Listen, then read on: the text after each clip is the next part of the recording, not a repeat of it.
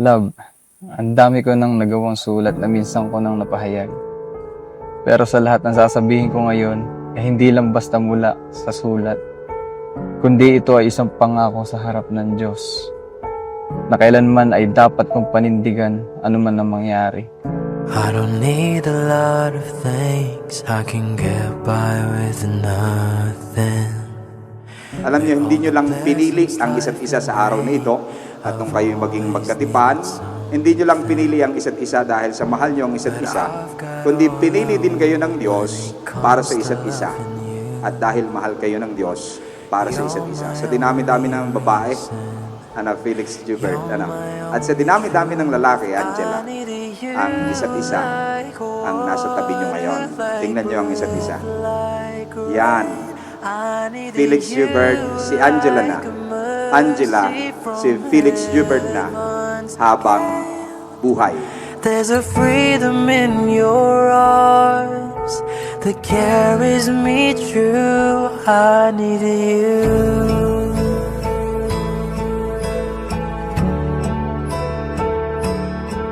Allow me to give you my vows, my devotion of love. I vow to be present and be a present to you. To share all the days with you, be it a sunny day, a day of special occasion, a winning moment, a proud moment, the bright days. To be present even on the ordinary days, the boring days, the darkest days, the morning, and the rainy days.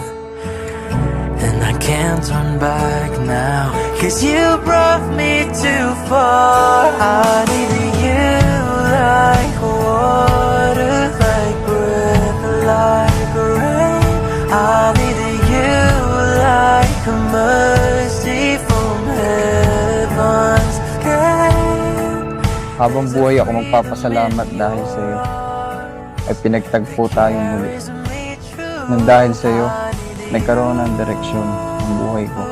Tutunan kong tingnan ang buhay ko sa mas maliwanag na anggulo. Ikaw ang nagpakalma sa akin, sa isip kong malulo. Salamat dahil sa iyo ko naramdaman ang totoong suporta. Nagpakalakas ka sa mga panahong malayo tayo sa isa't isa. I need you like a mercy from heaven's gate.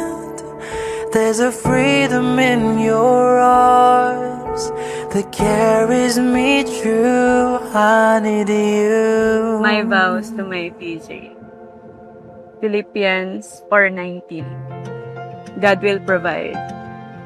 It has been one of our favorite verses, and we've been witnesses to the truth of this verse ever since. God will provide.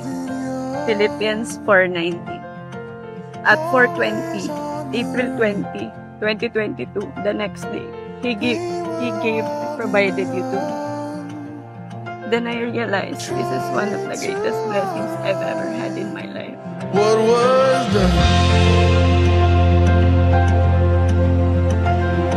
Noon pa man, palagi ko sinabi sa iyo na mamahalin kita at poprotektahan. Mabigat palagi sa kalooban ko na makita kang umiiyak o may pumatak man lang ng luha mula sa iyong mga mata. Nandito ako sa harapan mo para ipagpatuloy at isabuhay yan. Wala nang ibang makakasakit sa iyo. Hindi ka na mag-iisa. Sabay na nating sasalubungin ang kinabukasan. Handa akong suungin ang hirap, guminhawa ka lang. Mawalan na ako, magkamerong ka lang. Malungkot na ako. Huwag lang ikaw. Thank you, pinayagan niyo ako. Pinayagan. Pinayagan niyo akong magpakasal. Tutoy pinayagan na magpakasal. I vow to love you and take care of you in all aspects. To take care of you physically by cooking only the best and healthy meals. To acknowledge your emotions even on silence. To bring you peace when everything else becomes noisy. To communicate even if I can't find the words. To always remind you of our faith that is always bigger than our problems. To lead you into the world where good people exist. and to help you grow our blessings and provisions that provided to us. For what was done. Masaya ako anak para sa iyo at gawin mo lang yung pinaka-the best na magiging good partner. Ayan, saka alam ko magiging kang mabuting ama sa mga inyong magiging anak.